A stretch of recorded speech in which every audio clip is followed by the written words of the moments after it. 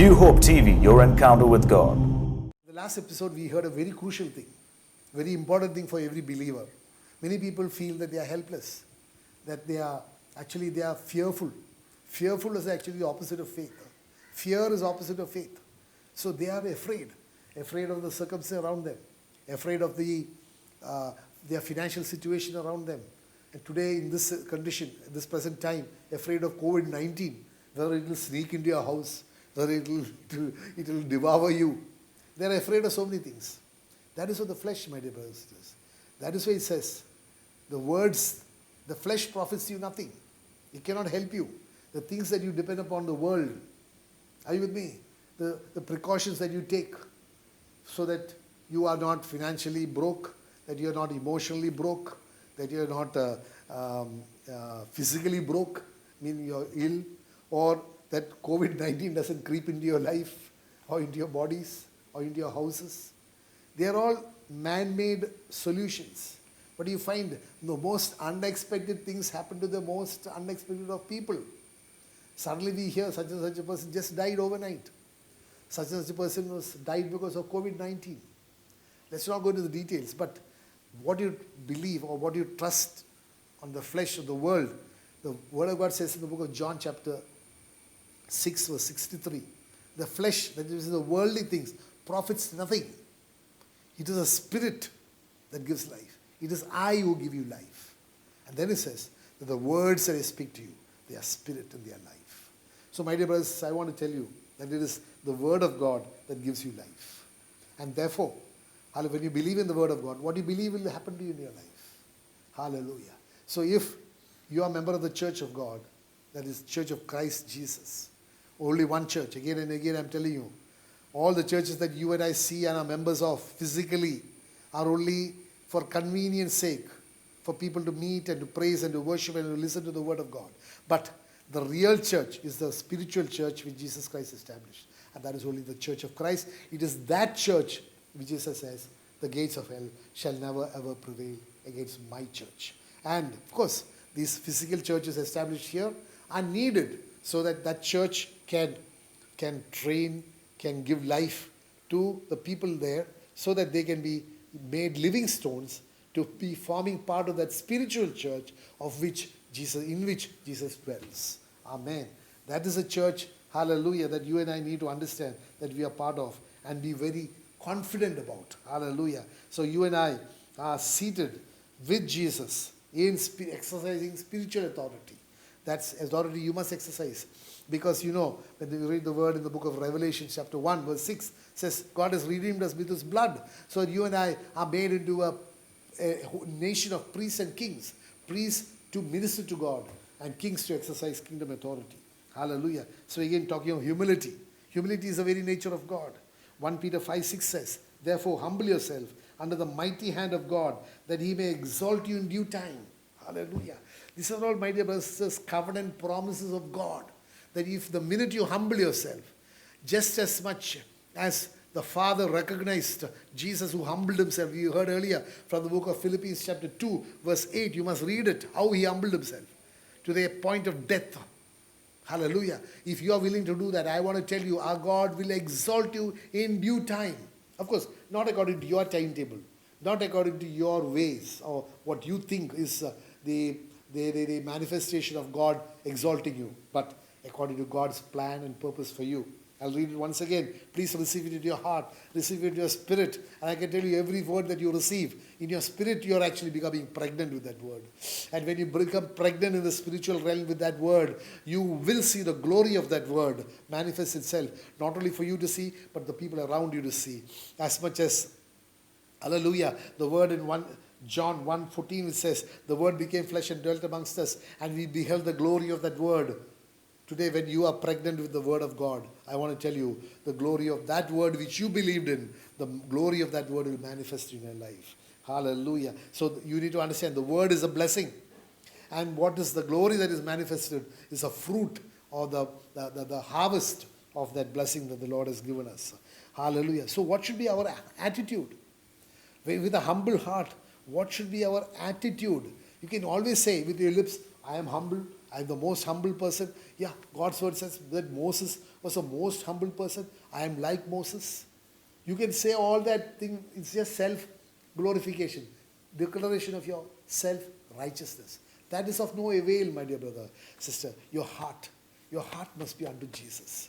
As much as God's word says in the book of Acts chapter 13, that in David he found a man whose heart was unto mine. Hallelujah. Hallelujah. മലയാളത്തിൽ പറയുകയാണെങ്കിൽ ദാവീദിന് ഒരു ഹൃദയമുണ്ടായിരുന്നു. ആ ഹൃദയം എൻ്റെ ഹൃദയത്തോട് ഇണങ്ങിയ ഒരു ഹൃദയമാണ്. ഇണങ്ങി നമുക്കറിയാം, when you want to unto എന്ന് പറയുമ്പോൾ, another example you can say is you can talk of, a carriage being pulled by two horses or a field being tilled by two oxen. These two horses or the oxen have to walk in tandem, have to walk step by step by step, in the same speed, in the same gait. Only then the chariot that the horses are pulling or the field that the oxen are tilling would be according to the purpose of the master who is controlling. Are you with me? The Father. So you and I should be in tandem. Our heart should be in tandem with that of Jesus. Tandem meaning what? Your heartbeat must be just like the heartbeat of God. Hallelujah, hallelujah. Your heart must beat in tandem with that of God, which means your heart's desires must be entirely that of the desires of the heart of God. That is where you have the mind of Christ. When you do that, that is the way. No amount of proclamation by your lips is of no avail. When your heart is in tandem with that of God, when your mind is in tandem with that of God, then God will be able to work miracles through you. Because God will use you as an extension of his arm. Hallelujah. God uses his people today. God works through his people. Just as much as God worked through the prophets and the judges during the old covenant days. But those things have changed. Those days, only a few people, anointed people, were able to exercise the authority of God. And God's hand was manifested through them. Take, for example, Elijah the prophet stood before Ahab the king. When you read the word in the book of Kings. So he said, I am telling you that there will be a drought here in the name of the God before whom I stand. So he was only an ambassador of God, conveying a message, just like any ambassador in a country where he is posted. He conveys a message received from his government. He is not the one executing. He is not the one who is formulating the command. But he is only a person who is transmitting the command. And he is the one who is exercising that authority to transmit. Today, and Elijah the prophet, hallelujah, hallelujah. According to his word, there was no rain for 3.5 years. And just listen to what is said in the book of James. These are things, my dear brothers and sisters, you must read. You must read. So when you stand in tandem with God, you will be able to exercise the same authority that Elijah the prophet exercised. James 5:17 says, Elijah was a man. Are you a man? I guess you will say yes. You're not an animal. Hallelujah. Because, like I told you, just to come back, your genealogy does not begin with the ape, the orangutan. They say orangutan. Your genealogy began with Adam, who, as the word says, is the Son of God. Elijah was a man with a nature like ours. I presume, I would dare say, he was a man whose nature just like ours. When you read the word in the book of Kings, hallelujah, hallelujah, 1 Kings, 18, 19 and all that, you know about Elijah. He performed a great miracle on Mount Carmel. He did not perform, but God answered that prayer of his at Mount Carmel. And when 850 priests of Baal and Ashtaroth could not even bring about a flicker or even little smoke on their sacrifice, Elijah the prophet prayed to God, declared to him, not in many words, but very few words, his mission. God sent forth fire from heaven, consumed the sacrifice, consumed the altar, They say consumed the water, consumed the trench, consumed everything there. And the eyes of the people were opened. And they cried out, the Lord, He is God. The Lord, He is God. And then what happened? Elijah put to death with the sword all the 850 priests of that idolatrous gods. But if you read further down, you find that man who exercised so much courage feared just a few plans of that Jezebel, the queen. Because she said, tomorrow you shall be like my prophets, my priests. At that, Elijah the prophet, his faith just vanished and fear took hold of him. He even asked God to end his days. Finished. I am finished. Please, it could almost be said in his mind. It's not scriptural. I just want to tell you. He might even have thought to commit suicide because he was afraid of the queen, the threat coming from that man. And he ran. And you know how God provided for him and how God took him into a sanctuary and how God was able to, how he was able to hear the voice of God. God strengthened him. This is so he had moments of strength and faith, moments of fear and weakness. But today, God's word is saying, Elijah was a man with a nature like ours. And he prayed earnestly that it would not rain. He prayed to God. And it did not rain on the land for 3 years and 6 months. Next word. And he prayed again, and the heaven gave rain, and the earth produced its fruit. This is all just one prayer, of a man. What is his nature? Just like yours and mine. So all that we need to be is have a mind which is in tandem with the mind of God. Then God will use you as his ambassador, as his mouthpiece, as his hand.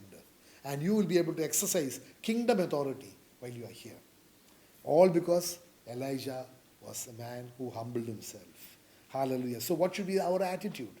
The attitude should be like described in the book of Proverbs chapter 4 verse 23.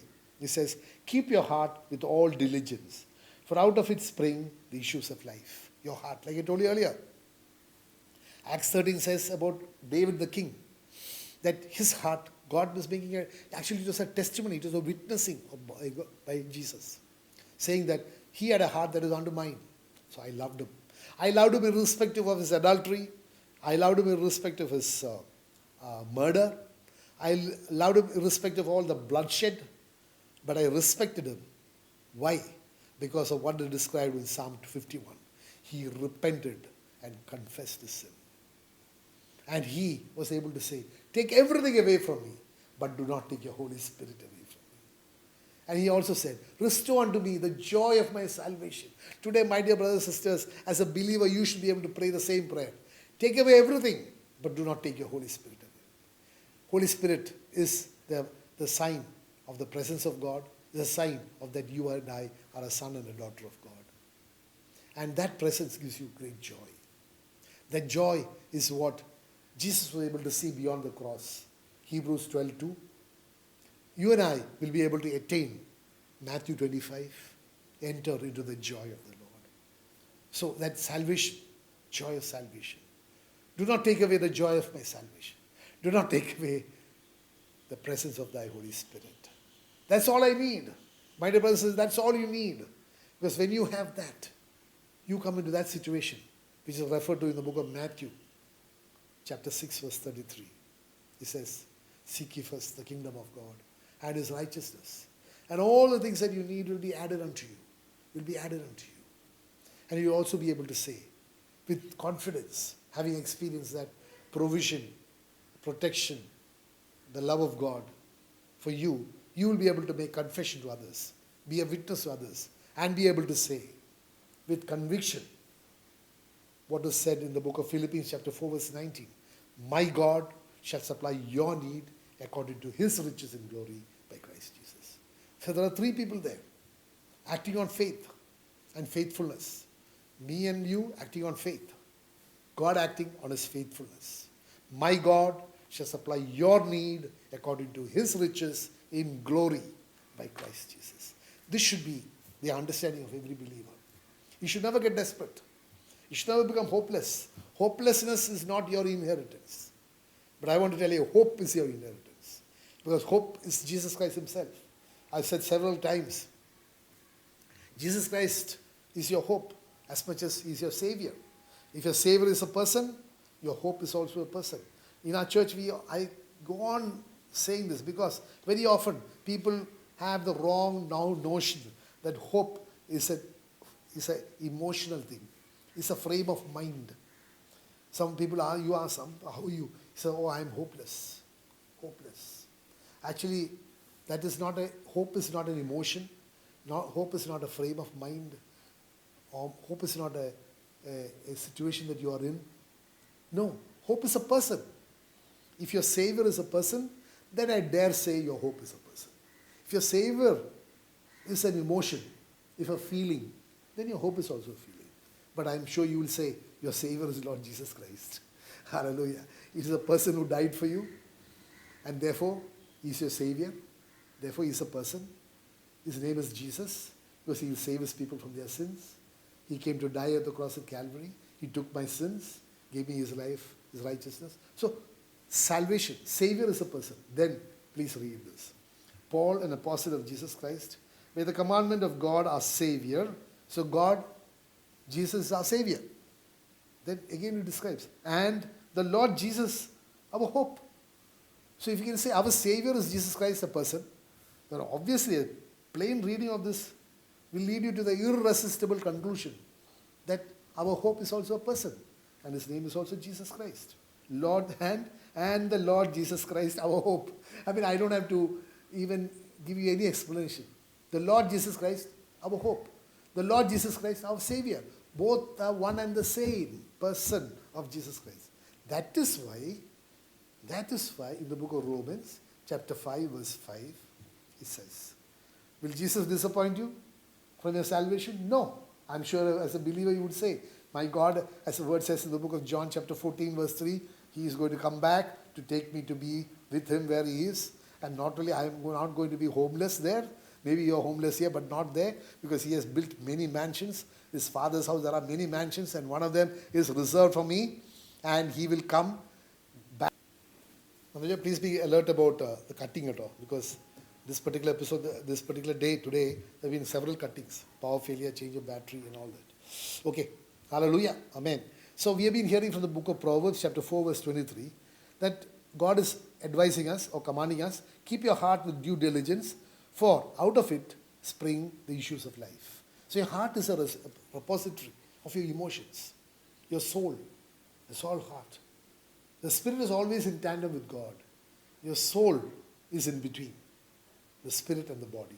The body is always in tandem with the world, because it is the source of the body is the world, dust. And into that dust, into that void, the body is going, because God says, dust thou out, and unto dust shalt thou return. But the soul is in between. The soul is a deciding factor. How you act, you speak, you think, whatever happens in your life. It is the soul that controls. Like I told you earlier, the spirit is in tandem with God. Always, because the spirit has come from God.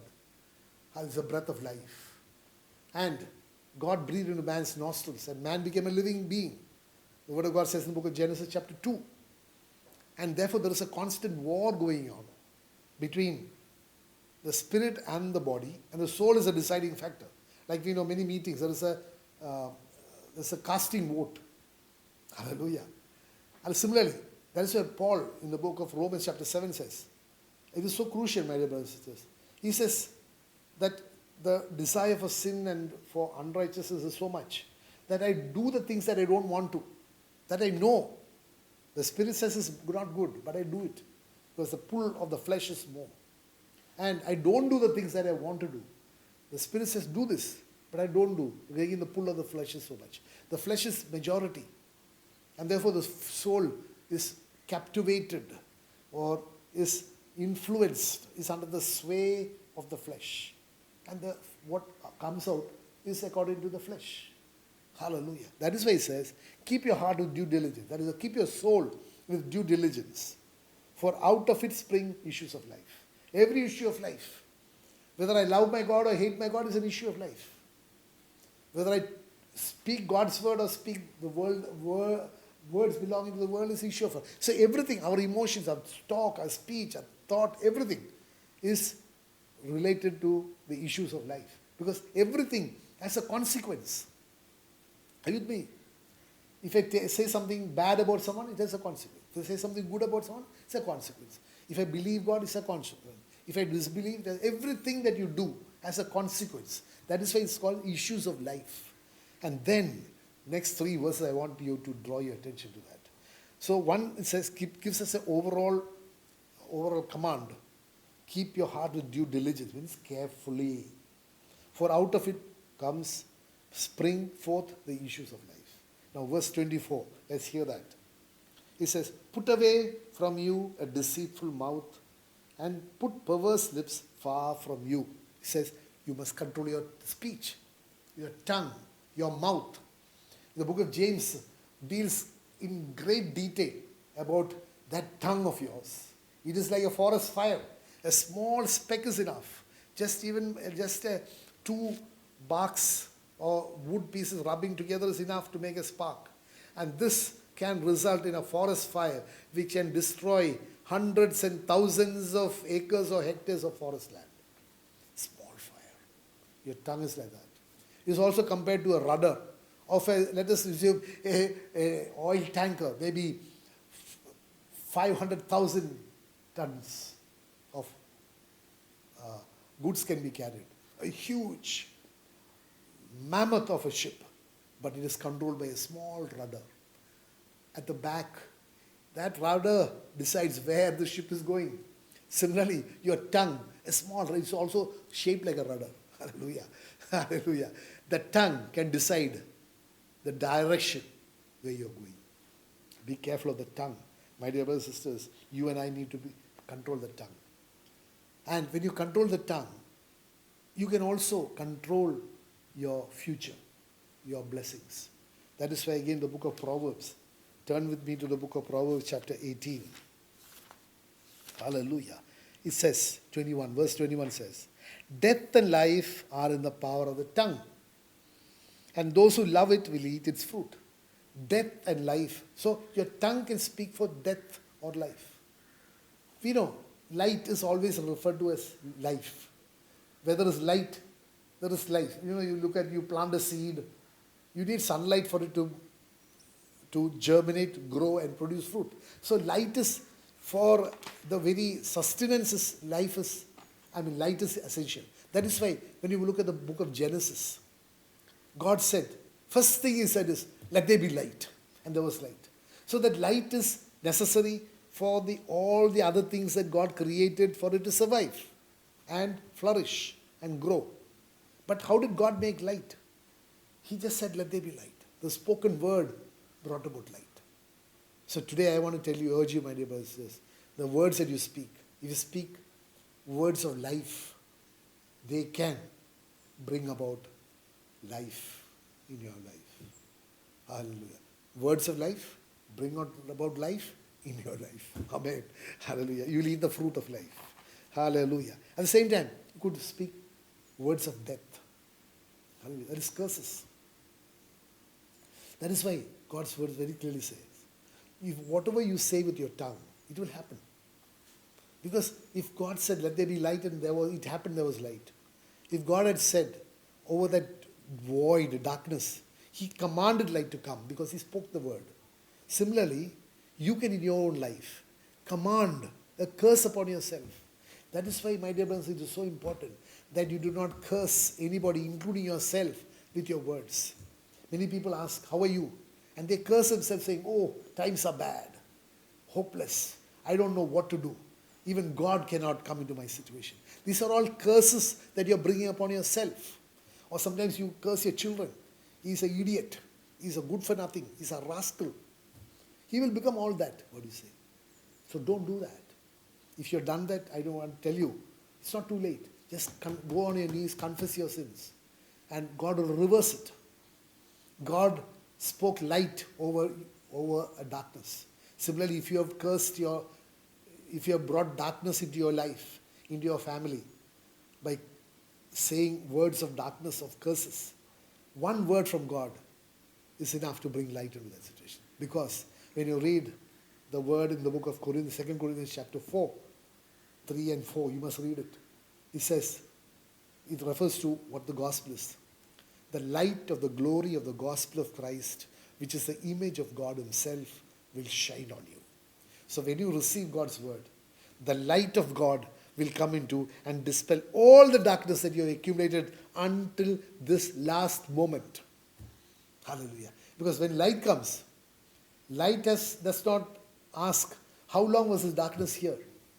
Or light does not ask, what is the intensity of the darkness? Are you with me? The minute not the minute is the wrong word, the nanosecond when that light shone, irrespective of the duration when you are in darkness, irrespective of the intensity of the darkness, it will all disappear. മലയാളത്തിൽ നല്ല വാക്കുണ്ട്, അത് ബഹിഷ്കരിച്ചു പോകും. It will cease to exist. It will not disappear. It will not go. Go is a wrong word. Go means it goes out. Just like it came, it goes out. No. It will be extinguished. It will cease to exist. The darkness in your life. Hallelujah. Yeah, so we understood one thing very clearly, that your mouth is so important. Hallelujah. Due to paucity of time, there are more important things that I want to share with you. I will deal with it in the next episode. My dear brothers and sisters, it is so important that you believe God's word. God is giving you the enablement. He is giving you the key into life. This is the key. That is why he says, this is the way. Oh, you can step into this, through this way, you can step into life. And into this life, by this way, which is the truth, you can step into the presence of God. He wants to bless you, my dear brothers and sisters. Religion cannot bless you. Religious people cannot bless you. Tradition, rules, rites, rituals, none of them can bless you. But here is your blessing. The blessing is Jesus Christ, and because his name is the word of God. The blessing is what you and I, God has given freely in the person of his Son, Jesus Christ. Amen.